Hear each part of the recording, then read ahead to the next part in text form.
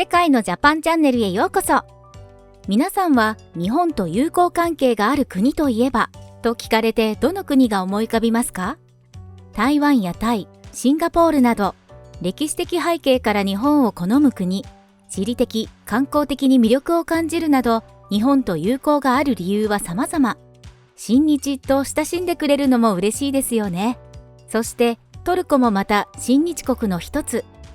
今回はある日本人の行動にトルコの皆さんが大感謝、友情の絆がさらに深まったよと話題になっていましたので、海外の人たちの反応と合わせて私レイナのナレーションでご紹介させていただきます。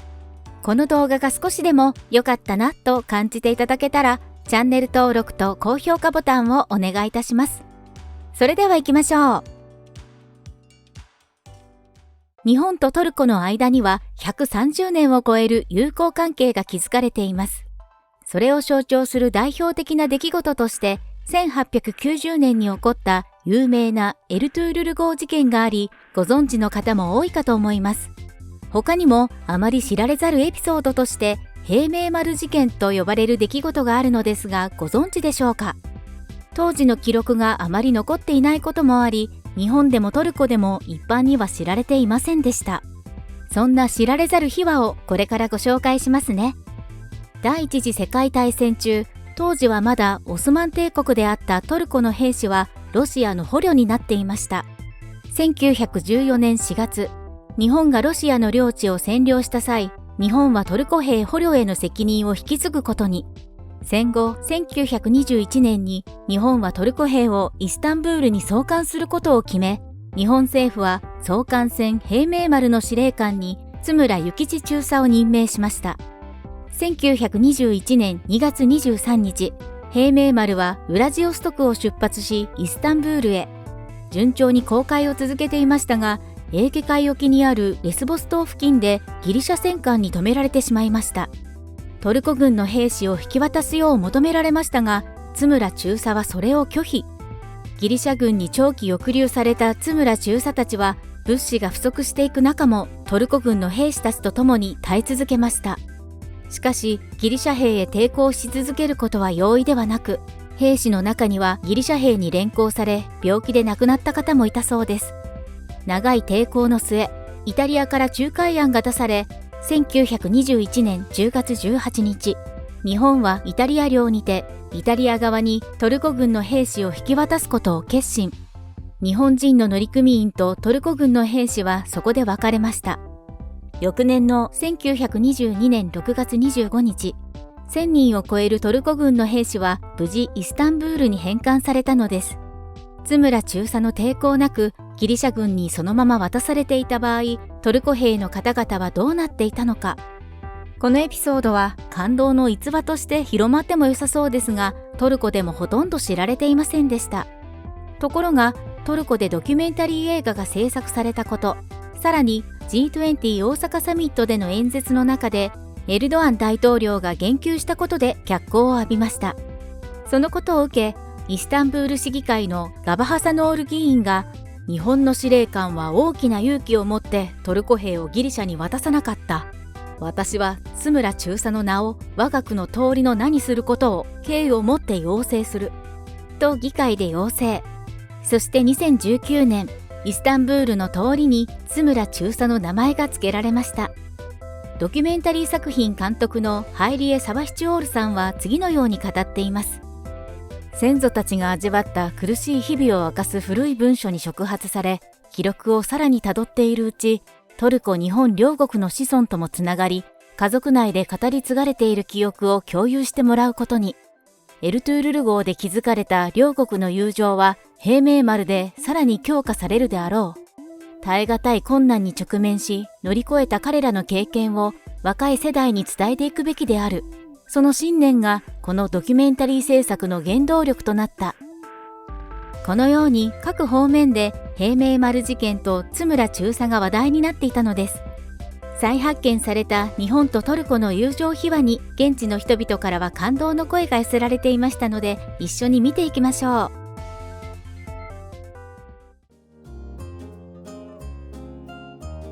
海外の反応。歴史を知れば俺が日本を愛している理由がわかるはず。気高い国に心からの称賛を送りたい。津村中佐の話を読んだら涙が出てきたよ。本当は自国のお偉いさんに感動させてもらいたいものだ。通りに彼の名前をつけるなんて素晴らしいアイディアだね。誰一人として反対する人はいないさ。こういうことをなぜ学校で教えないのか。この国の教育はどんどん悪くなっている気がするよ。こうやって史実が残されていくのは素晴らしいことだ。少なくとも次の世代の子供たちは真実を知ることができるからね。国として勲章を送るべきだと思うんだ。もちろん通りに中佐の名前を冠するのも重要だと思うけど、英雄に対する恩返しとしては物足りない気がする。立派な考えを持った人がいたんだね。この日本人の決断が多くのトルコ人の命を救ったんだ。未だに彼の銅像が建てられていないことが信じられない。僕は中佐の話を7歳くらいの時におじいちゃんから聞いたんだ。多くのトルコ人を救ってくれた人だってね。トルコと日本の友情にはいろいろな理由があるんだよ。少なくとも敵になるような要素は一切ないね。トルコ人にとって津村中佐は友人であり英雄だ。これが日本人なんだよ。この人もすごく賢明な人だったんだろうな。おめでとう日本。あなたたちはすべてのトルコ人からの愛と敬意を獲得したんだ。日本だけは 100% の信頼を置くことができる国。日本の中佐に心からの敬意を表します。歴史を見る限り、日本はアジアで最も高潔な国。トルコ人は本当に日本に感謝しています。以上がトルコの人々の反応です。感謝の気持ちが伝わってきて、とても嬉しい気持ちになりますね。そして手助けをしたのは日本側だけではありません。トルコが日本の人々を助けてくれた出来事も忘れてはならないですよね。イラン・イラク戦争が起こっていた最中の1985年、イラクのフセイン元大統領がイラン上空を飛ぶ航空機を無差別に攻撃すると声明を出しました。攻撃までに残されたのはわずか48時間。当然、イランに滞在していた外国の人々は慌てて出国。日本人も出国を試みましたが、彼らを乗せる飛行機は一つもなかったのです。各国の航空会社は自国民の帰還・保護に精一杯。日本政府からは、安全が確保されないため、日本から航空機は飛ばせない。日本政府から自衛隊を派遣する許可も下りない。と連絡が。皆が呆然とする中、イランの空港に2機のトルコ航空機が着陸。トルコのオザル首長が日本の要請に応えて、いつ襲撃されるかわからない空を飛んできてくれたのです。無差別攻撃の予告まであと1時間というところで、日本の人々はトルコ航空機に乗り、イランの国境を越えることができました。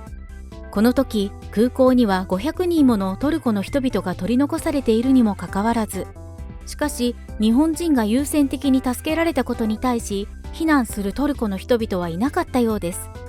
なぜトルコが命がけで日本の人々を助けたのか。当時の駐日トルコ大使はその理由を短いコメントで残しています。私たちはエルトゥールル号の借りを返しただけです。トルコと日本の間には助け合いをもとにした確かな友情が築かれているのです。こうした両国の助け合いから日本とトルコの友好関係は成り立っていると改めて感じさせられます。2013年にはトルコの長年の夢だったボスポラス海峡横断トンネルの施工を日本がお手伝い。開発援助や経済協力、奉仕活動なども交友関係を深める一つの手段なようです。どのサイトで親日国ランキングを調査してもトルコは5位圏内にランクイン。両国の関係は今も良好と取れますね。さて、日本とトルコがどれだけ仲がいいか皆さんはご存知ですか？私どもが調査する中で驚いた文化交流がこちらです。2010年トルコにおける日本年、2019年日本におけるトルコ年。いかにも仲が良さそうなネーミングですね。内容は日本とトルコの合作映画が放映されたり、展示展の開催やショーを開催したりと、歴史、現代、未来といった様々なトルコ文化が紹介されました。映画には有名な俳優さんが抜擢されています。興味のある方はぜひ見てみてくださいね。在トルコ日本国大使館のサイトを覗いてみても、日本とトルコの交流状況が見て取れます。日本語弁論大会やトルコ青少年文化祭、日本祭り、漫画イラストコンテストなどジャンルは様々。2021年に開催された漫画イラストコンテストには433名もの応募が。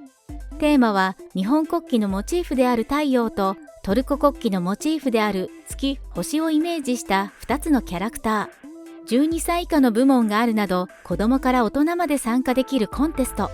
また、日本トルコ青少年文化祭では、ソーラン節ダンス公演や着物紹介イベント、コスプレコンテストなど、アンカラ大学との交流がされています。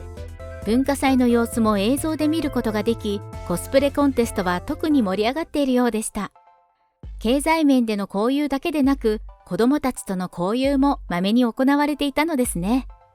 トルコの人の中には、食で日本とつながろうと考えた人もいます。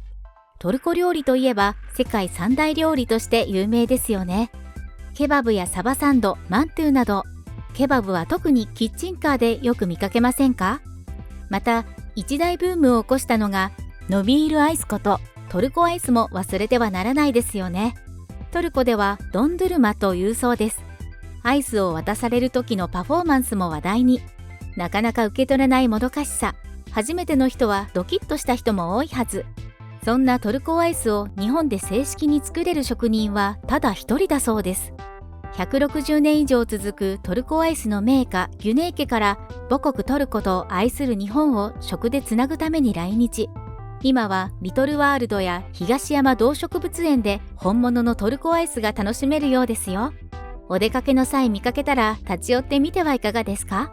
その際は感想もぜひコメント欄にいただけると嬉しいです。トルコとの交友関係にいろいろなものがありましたね。何か気になるものはありましたか？最後までご覧いただきありがとうございました。動画をご覧いただきありがとうございました。グッド評価、チャンネル登録の方もよろしくお願いします。またのお越しをお待ちしております。